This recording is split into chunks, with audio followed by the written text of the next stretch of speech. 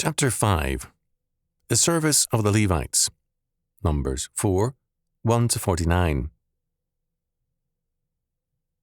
And the Lord spake unto Moses and unto Aaron, saying, Take the sum of the sons of Kohath from among the sons of Levi, after their families, by the house of their fathers, from 30 years old and upward, even until 50 years old, all that enter into the host to do the work in the tabernacle of the congregation.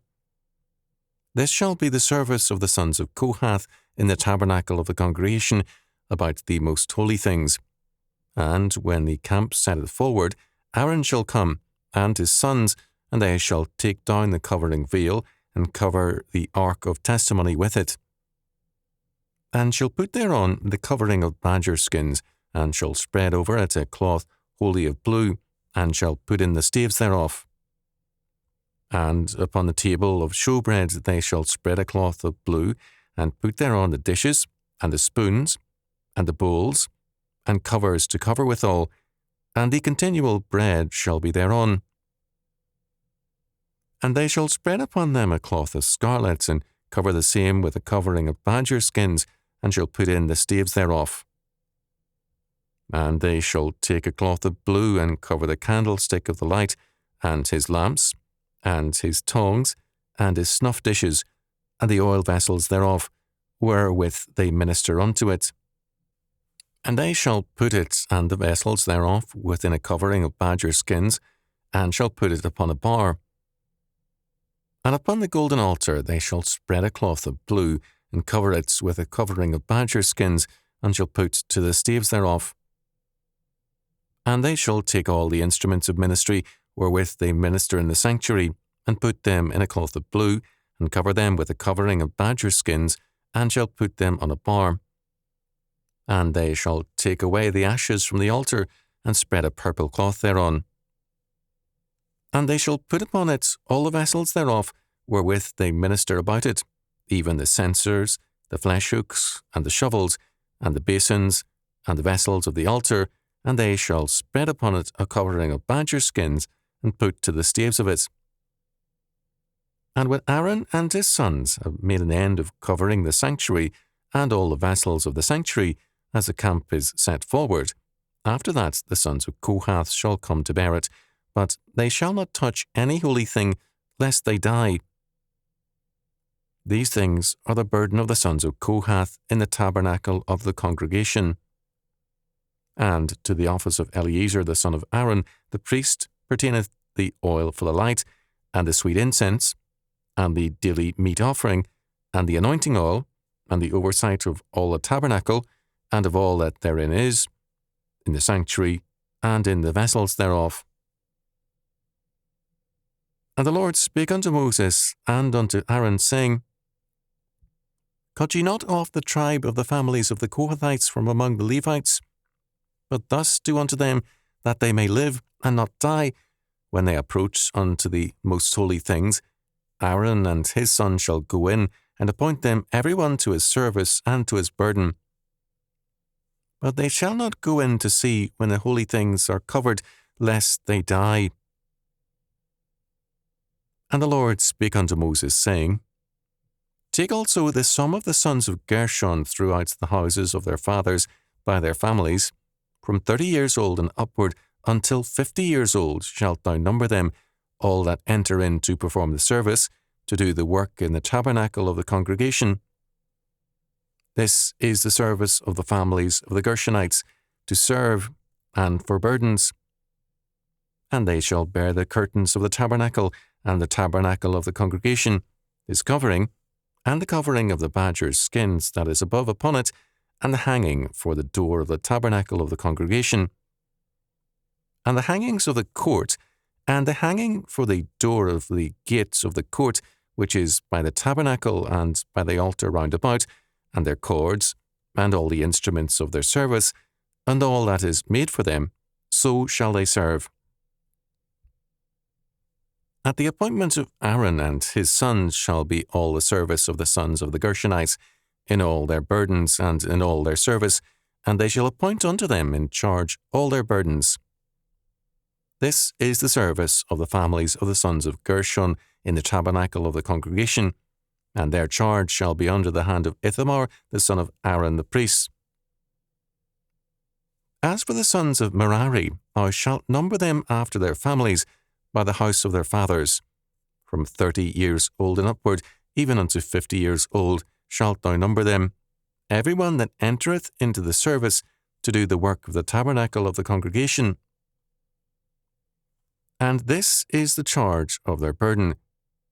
According to all their service in the tabernacle of the congregation, the boards of the tabernacle, and the bars thereof, and the pillars thereof, and the sockets thereof, and the pillars of the court round about, and their sockets, and their pins, and their cords, with all their instruments, and with all their service. And by name ye shall reckon the instruments of the charge of their burden.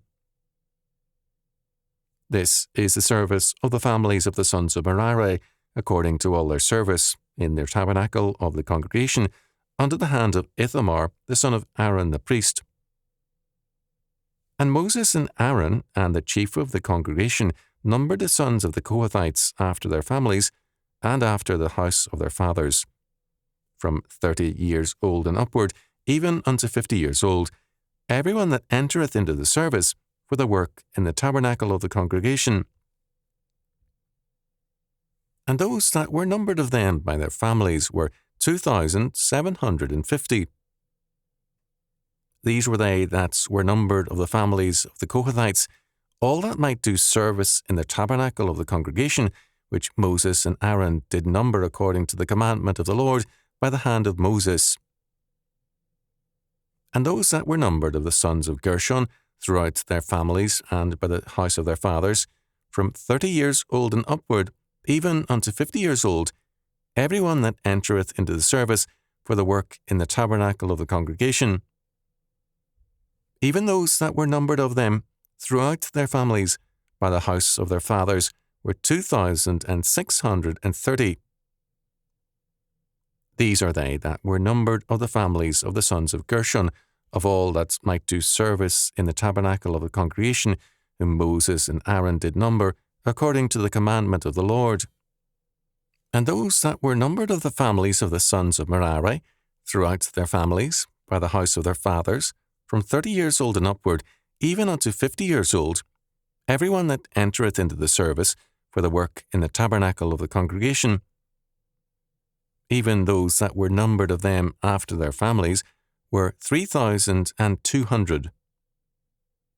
These be those that were numbered of the families of the sons of Merari, whom Moses and Aaron numbered according to the word of the Lord by the hand of Moses.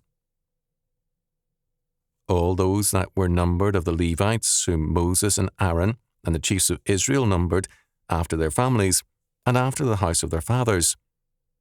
From 30 years old and upward, even unto 50 years old, every one that came to do the service of the ministry and the service of the burden in the tabernacle of the congregation, even those that were numbered of them were 8,580. According to the commandment of the Lord, they were numbered by the hand of Moses, every one according to his service, and according to his burden. Thus they were numbered of him, as the Lord commanded Moses. Numbers 4, 1-49. The census of the Levites in verse 3 is said to be inclusive of all between the ages of 30 and 50. In Numbers 8, 23-26, we are told that the years of Levitical service are 25 to 50. After 50, the Levite must withdraw from active service in the tent of meeting. He may assist in the sanctuary duties, but any active service now lies elsewhere. In 1 Chronicles 23:3 and 24, we have a still different reading. The Levites were registered in the enumeration from age 30 up, according to verse 3, and in verse 24, from 20 years upward.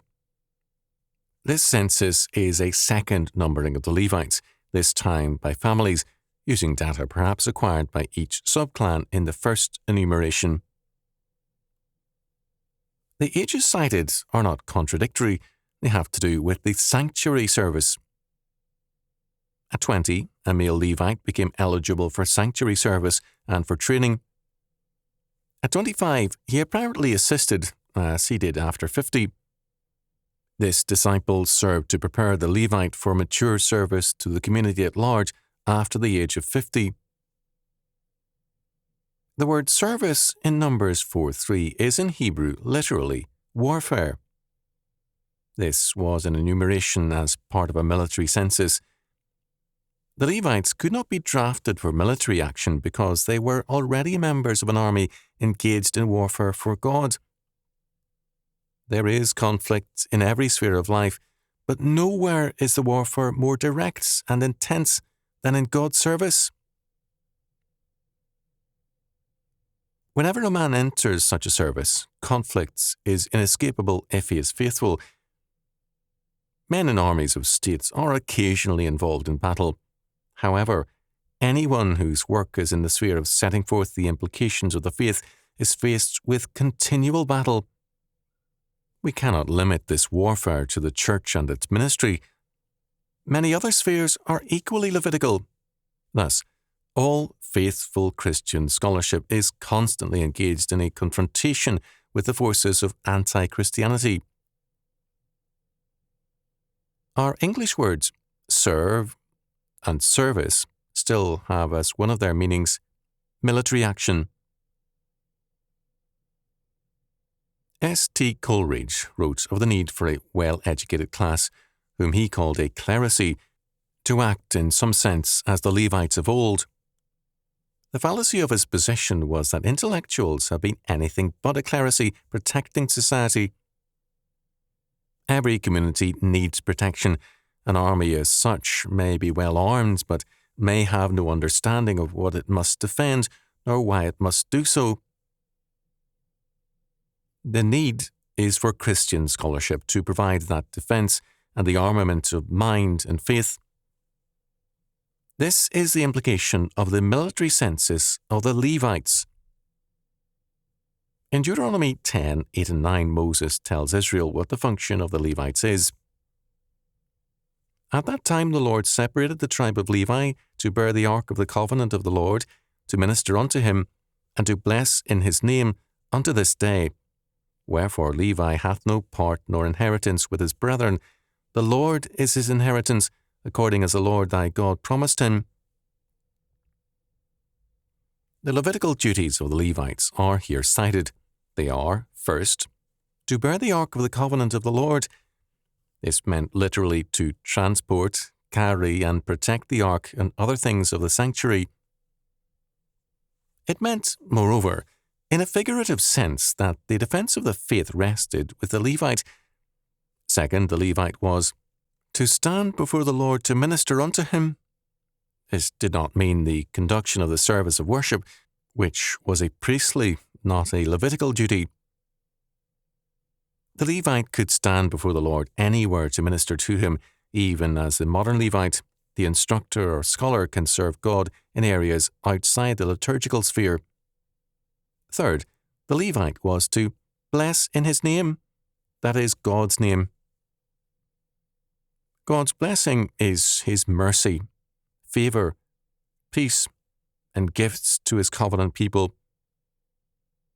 By his work, the Christian Levite is a means of transmitting God's blessing to his people. He instructs and guides God's people into the pathways of truth and justice.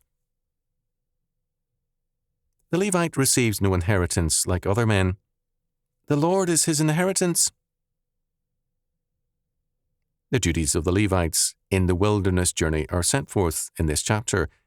First, in verses 1 to 20, we have the census of the sons of Kohath, and then their duties are specified.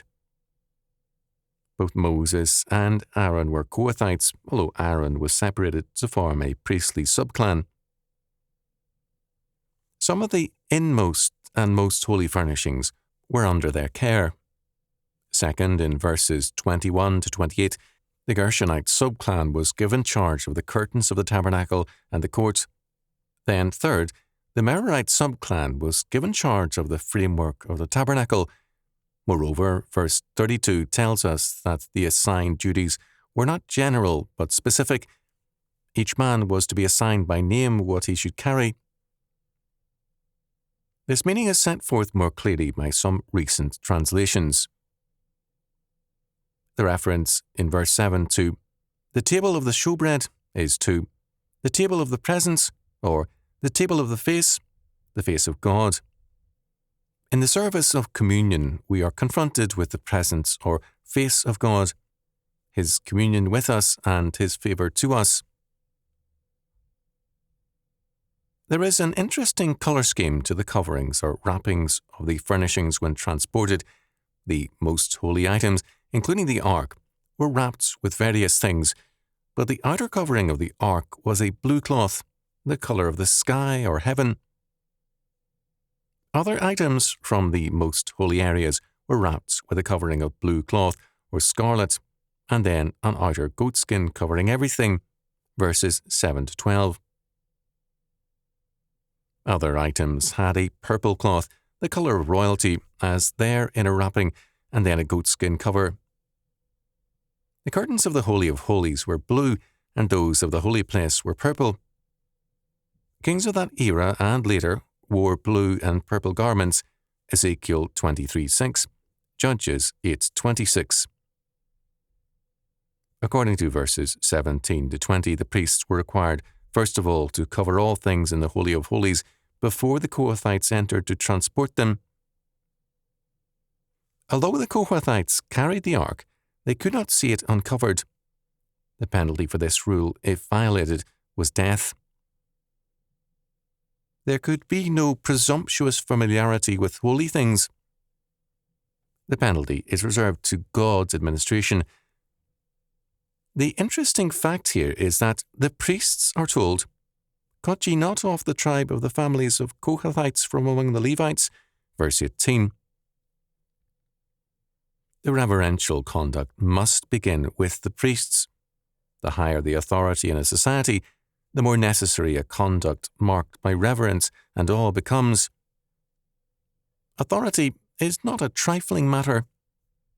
It is delegated power, and God, who delegates all earthly powers among men, will not hold men guiltless if they treat it lightly. This census of the able-bodied Levites, ages 30 to 50, gave the following results.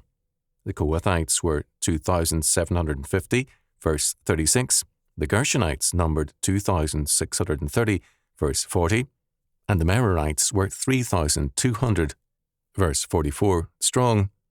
This gave a total of 8,580. The requirements that all be of age and without blemish was a strict one. The figures as given in Numbers 3 as against Numbers 4 tell the story. Kohathites, Numbers 3, 8,600, Numbers 4, 2,750. Gershonites, Numbers 3, 7,500, Numbers 4, 2,630. Merarites, Numbers 3, 6,200, Numbers 4, 3,200. These figures in gross numbers give the young, the blemished, and the elderly, as well as the fit aged 30 to 50. Numbers 1 and 2 give us the census for the 12 tribes or clans, whereas Numbers 3 and 4 concentrate on the Levites. There is thus, in this military census, a higher and heavier emphasis on the necessity of the Levites for the protection of the covenant people. At the centre of all things is the sanctuary, the faith, the covenant. Around this centre is the core group upon whose obedience and faithfulness the life of the covenant people depends. Greco-Roman thinking, as well as modern thought, reduces everything to abstraction and then elevates a group of self-appointed philosopher kings as the sole guardians of this abstract truth. Biblical thinking requires the entire community to centre itself on the sanctuary, the covenant faith. It is not abstract but specific, and it speaks to every man. The Christian scholar has defected to the enemy if he forgets his duty to speak to the people of God, to all who will listen with hearing ears. His is not an ivory tower calling, but the forefront of the battle of the Lord,